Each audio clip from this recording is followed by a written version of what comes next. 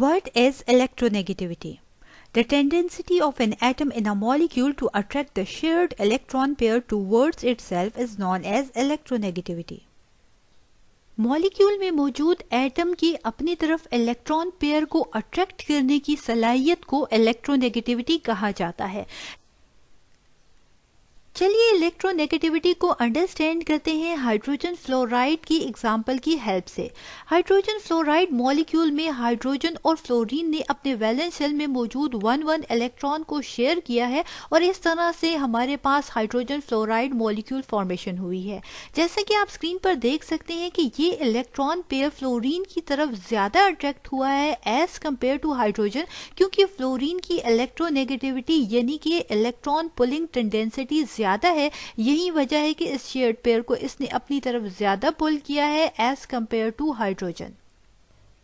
Electronegativity को एक simple सी example के जरिए हम बेहतर तौर पर अंडरस्टैंड कर सकते हैं। स्क्रीन पर मौजूद 2 पर्सन जिनके दरमियान टग ऑफ वॉर हो रहा है।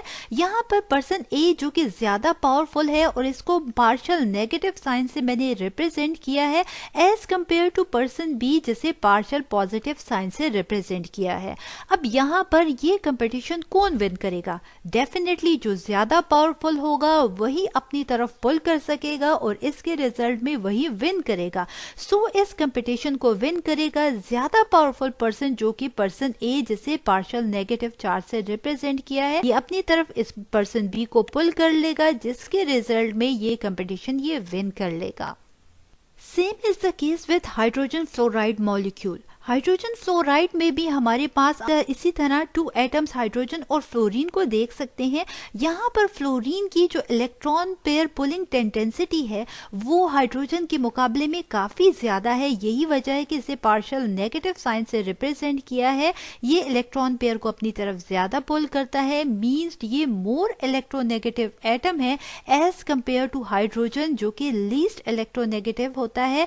यही वजह है कि इसको पार्शियल पॉजिटिव साइन से रिप्रेजेंट किया जाता है। याद रखें कि इलेक्ट्रोनेगेटिविटी के डिफरेंट रिजल्ट में हमारे पास पार्शियल पॉजिटिव और पार्शियल नेगेटिव चार्ज फॉर्मेशन होती है।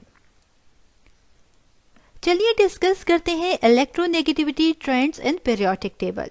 याद रखें कि पीरियोडिक टेबल में डाउन द ग्रुप हमारे पास इलेक्ट्रोनेगेटिविटी डिक्रीज होती है जबकि across the period electronegativity increase होती है।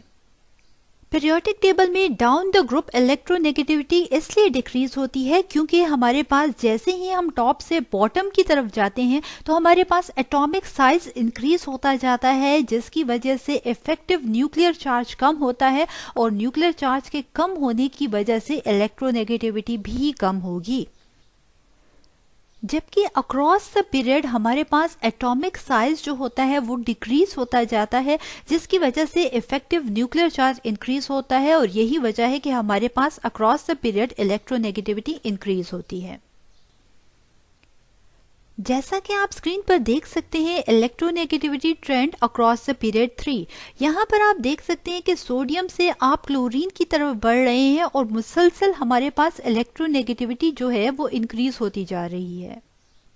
अक्रॉस द पीरियड 3 हमारे पास इलेक्ट्रोनेगेटिविटी इसलिए इंक्रीज होती है क्योंकि हमारे पास एटॉमिक साइज जो है वो मुसलसल डिक्रीज होता जा रहा है। आप देख सकते हैं सोडियम से जैसे ही आप आगे की तरफ बढ़ रहे हैं तो अक्रॉस द पीरियड 3 क्लोरीन तक आते हुए आपके पास एटॉमिक साइज काफी डिक्रीज होता जाता है। और याद रखें कि जितना एटॉमिक साइज कम होगा उतनी ही ज्यादा उसकी इलेक्ट्रोनेगेटिविटी होगी, यानी सोडियम की इलेक्ट्रोनेगेटिविटी अक्रॉस द पीरियड 3 सबसे कम होगी जबकि क्लोरीन की इलेक्ट्रोनेगेटिविटी सबसे ज्यादा होगी। याद रखें कि जैसे जैसे हमारे पास एटॉमिक साइज डिक्रीज होता जाता है तो इफेक्टिव न्यूक्लियर चार्ज इंक्रीज होता जाता है और इफेक्टिव न्यूक्लियर चार्ज के बढ़ने की वजह से उस एटम की इलेक्ट्रोनेगेटिविटी भी इंक्रीज होती जाती है। इफेक्टिव न्यूक्लियर चार्ज कब इंक्रीज होता है? जैसे जैसे न्यूक्लियस में प्रोटॉन का नंबर इंक्रीज होता जाता है उसका इफेक्टिव न्यूक्लियर चार्ज भी इंक्रीज होता जाता है। जैसे कि हम जानते हैं कि सोडियम का एटॉमिक नंबर 11 है, यानी कि यहाँ पर न्यूक्लियस में टोटल 11 प्रोटॉन्स मौजूद होते हैं। इसके बाद मैग्नीशियम में हमारे पास 12 प्रोटॉन्स होते हैं, इसके बाद 13 प्रोटॉन्स होते हैं, इसके बाद 14 अप टू हमारे पास 17 जो है प्रोटॉन्स जो कि क्लोरीन में मौजूद होते हैं। यानी कि प्रोटॉन नंबर जो है वो कंटिन्यूसली इंक्रीज होता जा रहा है, जिसकी वजह से इफेक्टिव न्यूक्लियर चार्ज भी इंक्रीज होता जा रहा है अक्रॉस द पीरियड 3। यही वजह है कि हमारे पास इलेक्ट्रोनेगेटिविटी भी अक्रॉस द पीरियड इंक्रीज होती जाती है। क्या आप जानते हैं कि पीरियोडिक टेबल का मोस्ट इलेक्ट्रोनेगेटिव एलिमेंट फ्लोरीन है? जी हाँ, fluorine is the most electronegative element of the periodic table. Fluorine जिसकी इलेक्ट्रोनेगेटिविटी वैल्यू 3.98 यानी कि इक्विवेलेंट टू 4 है, यही वजह है कि ये पीरियोडिक टेबल का मोस्ट इलेक्ट्रोनेगेटिव एलिमेंट है। जबकि सीजियम जो कि पीरियोडिक टेबल का लीस्ट इलेक्ट्रोनेगेटिव एलिमेंट है और जिसकी इलेक्ट्रोनेगेटिविटी वैल्यू 0.79 है।